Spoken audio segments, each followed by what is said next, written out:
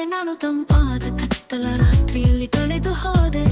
ತನ್ನ ಹೊಳೆಯುವ ಬೆಳಕನ್ನು ನಾನು ಎಂದಿಗೂ ಕಾಣುವುದಿಲ್ಲ ಎಂದು ಭಾವಿಸಿದೆ. ಗೋಡೆಗಳು ನಡೆಯುತ್ತಿದ್ದವು, ಆದರೆ ಏನೋ ಸರಿ ಎನಿಸಲಿಲ್ಲ. ಈಗ ನಾನು ಹಾರಾಟವನ್ನು ಮುರಿಯುತ್ತಿದ್ದೇನೆ. ನಾನು ಬೀಳುತ್ತೇನೆ ಎಂದು ಅವರು ಹೇಳಿದರು, ನಾನು ವಿಫಲನಾಗುತ್ತೇನೆ ಎಂದು ಅವರು ಹೇಳಿದರು. ನನ್ನ ಕನಸುಗಳನ್ನು ಬೆನ್ನಟ್ಟುವುದು ಚಂಡಮಾರುತದ ಘರ್ಜನೆಗಳು ಮತ್ತು ಭಾರಿ ಬಿರುಗಾಳಿಗಳ ಮೂಲಕ ನೌಕಾಯಾನ ಮಾಡುವಂತೆ ಭಾಸವಾಗುತ್ತಿದೆ.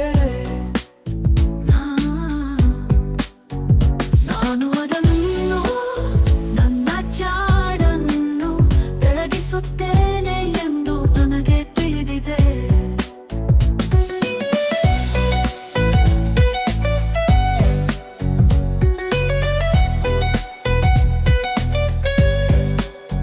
ಅನುಮಾನ ಮತ್ತು ಭಯದ ಮೇಲೆ ಎದ್ದೇಳು, ನಾನು ಅದನ್ನು ಜೋರಾಗಿ ಕಿರುಚುತ್ತೇನೆ.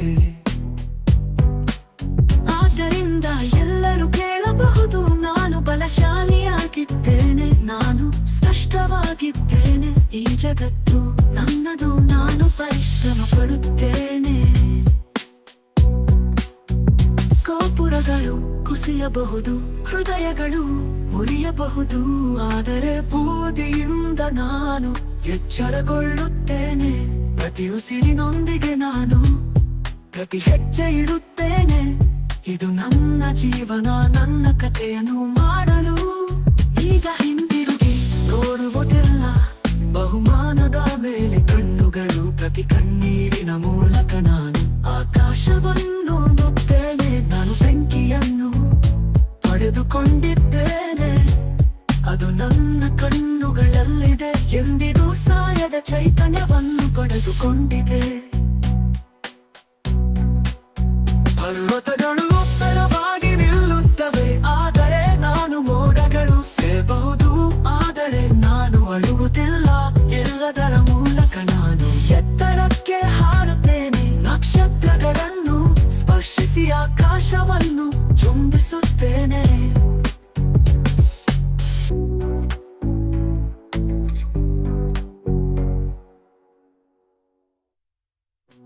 ಅನುಮಾನ ಮತ್ತು ಭಯದ ಮೆತ್ತಲ ರಾತ್ರಿಯಲ್ಲಿ ಕಳೆದು ಹೋದೆ.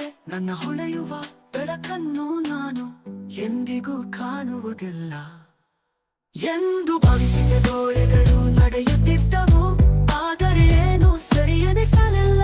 ಈಗ ನಾನು ಎಂದಿಗೂ ಕಾಣುವುದಿಲ್ಲ ಎಂದು ಭಾವಿಸಿದ. ಗೋಡೆಗಳು ನಡೆಯುತ್ತಿದ್ದವು, ಆದರೆ ಏನು ನನ್ನ ಹೊಳೆಯುವ ಬೆಳಕನ್ನು ಮುರಿಯುತ್ತಿಗೂ ಕಾಣುವುದಿಲ್ಲ ಎಂದು ಭಾವಿಸರಿಯದೇನೆ. ಇದು ತೇನೆ, ಇದು ನನ್ನದು.